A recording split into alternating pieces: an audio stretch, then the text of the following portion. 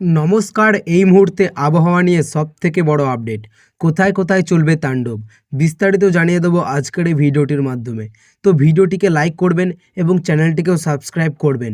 সকাল থেকে রাজ্যের সর্বোচ্চ আকাশের মুখ ভার, কখনো কখনো রোদের ঝলকানি দেখা গেলেও মাঝে মধ্যেই আকাশ ঢেকে পড়েছে মেঘে।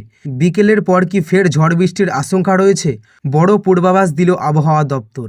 শুক্রবার রাতে প্রবল ঝড় বৃষ্টি হয়েছিল কলকাতা ও পার্শ্ববর্তী এলাকায়। ঝড়ে লগ্নভগ্ন হয়ে গিয়েছিল একাধিক জেলা। সোমবারও ঝড় বৃষ্টির পূর্বাভাস দিল আবহাওয়া দপ্তর। এমনকি শিলাবৃষ্টিও হতে পারে বলে পূর্বাভাস করা হয়েছে। আবহাওয়া দপ্তর জানিয়েছে, গোটা দক্ষিণবঙ্গ জুড়েই ঝড় বৃষ্টির আশঙ্কা রয়েছে।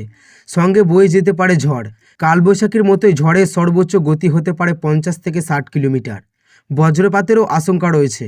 বজ্রবিদ্যুৎ সহ বৃষ্টির পূর্বাভাস করা হয়েছে উত্তর ও 24 পরগনা, বীরভূম, মুর্শিদাবাদ ও নদিয়া জেলায়।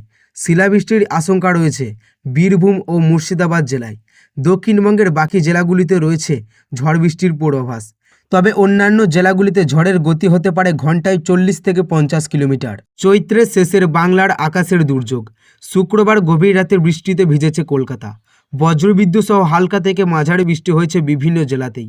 কলকাতায় বিমানবন্দর এলাকাগুলিতে ভারী বৃষ্টিপাত, যে কারণে কেন্দ্রীয় রাষ্ট্রমন্ত্রীর অমিত শাহর বিমান নামতে দেরি হয়। আলিপুর আবহাওয়া দপ্তর দক্ষিণবঙ্গের ঝড় বৃষ্টির পূর্বাভাস দিয়েছেন। সেই মতো শুক্রবারে হয়েছে ঝড় বৃষ্টি।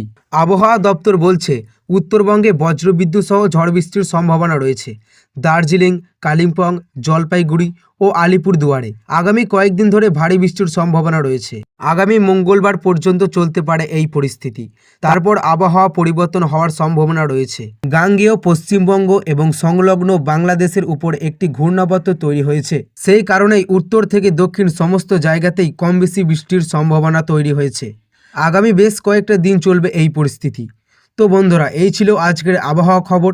ভালো লাগলে লাইক করবেন এবং চ্যানেলটিকে সাবস্ক্রাইব করবেন।